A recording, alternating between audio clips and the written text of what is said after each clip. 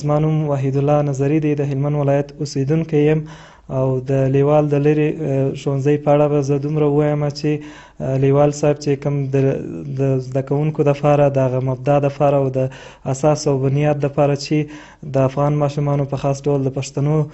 تهداب جوړ سي، د هغې دپاره چې کوم نصاب جوړ کړی دی چې ماشومان وکولی سي چې لیک او لوست زده کړي، نو همدغه سلسله ما په خپل کور کې خپل ماشومانو وړونو سره او د خپل د کورنۍ د نورو غړو د ماشومانو سره مې همدغه سلسلې کتابونه شریک کړي دي او دا کتابونه مې ورته تدریس کړي دي چې په نتیجه کې ماشومان اوس په دې توانېدلي دي چې همدغه د لیوال د لرې زده کړې د ښوونځي په دې لومړي کتاب چې ما ورته ختم کړه، دوی کولی سي چې د پښتو الفبا ټول حروف ولیکي او ویل ولي او ترڅنګ د دې هر حرف سره یوه کلمه هم کولی سي چې هغه ووایي او د هغې هر حرف بیل بیل وپېژني، تلفظ یې کړي او په صحیح ډول سره دی لیکل هم کولی سي. چې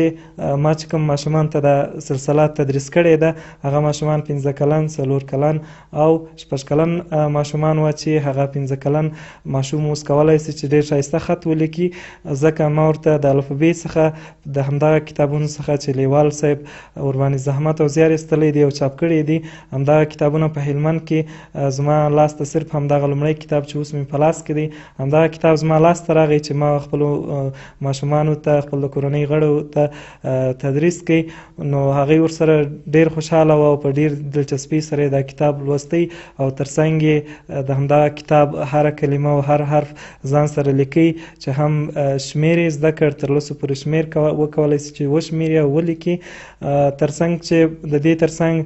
لیوال صاحب د دې دپاره په یوټیوب باندې، په فیسبوک باندې او د دې په میموري کارډونو کې د موبایل په سیټونو کې هم د دې ډیویډیانې جوړې سوي دي او ویډیوګانې جوړې سوي دي. نو ما په خپله همدغه خپل د کورنۍ غړو او ماشومانو ته چې مې کله تدریس کوه د یوټیوب د صفحې څخه مې بعضې ویډیوګانې ډاونلوډ کولې او ماشومانو ته به مې د دې ترڅنګ چې ما ورته ښودله ویډیو به مې هم ورته پلی کوله، نو دوی د ویډیو څخه هم ډېره استفاده کوله چې اوس هماغه ماشومان ښه استعداد لري او په ښه ښایسته ډول سره لیکنه کولی سي چې نور ماشومان هم هغو ته حیران وه چې دوی څنګه دغسې تر دغې مرحلې پورې ورسېدل، حال دا چې د دوی سن 15 کاله دی او تر ښوونځي پورې هم نه دي رسېدلي. نو ما ورته ویله چې همدغه د لیوال کتابونه چې نوي چاپ سوي دي او د نوي اوسني عصر د زمانې د ټکنالوژي سره برابر دي، همدغه کتابونه ما ورته دوی ته تدریس کړي دي چې همدغه فایل او نتیجه سوه چې دوی ته مثبته نتیجه ورکړه. زه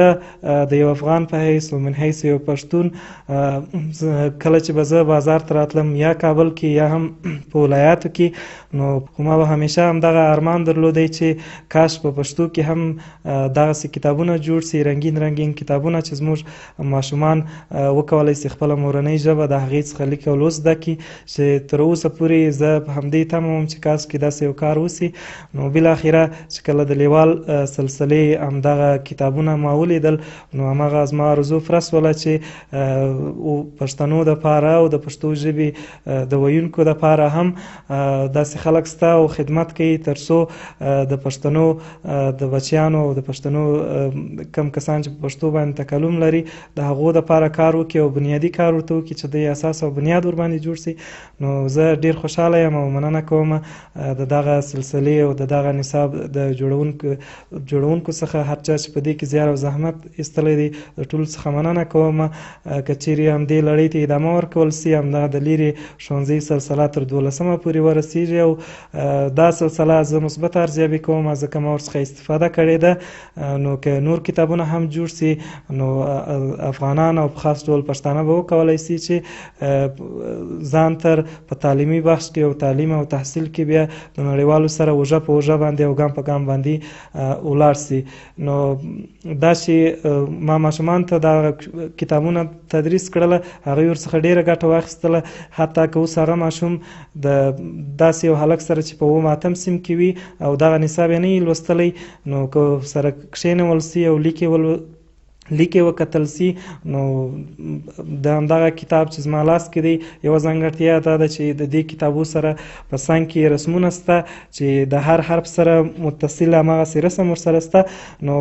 ما به خپله ماشومانو ته ویله کله چې به مې ورته د هر حرف وښوده لاندې به هغه تصویر هم و په دې څنګ کې به بیرته دا تصویر و چې تاسو دا حرف هم رنګ کوئ او د تصویر ته هم رنګ ورکوئ په ابتدا کې چون ماشومان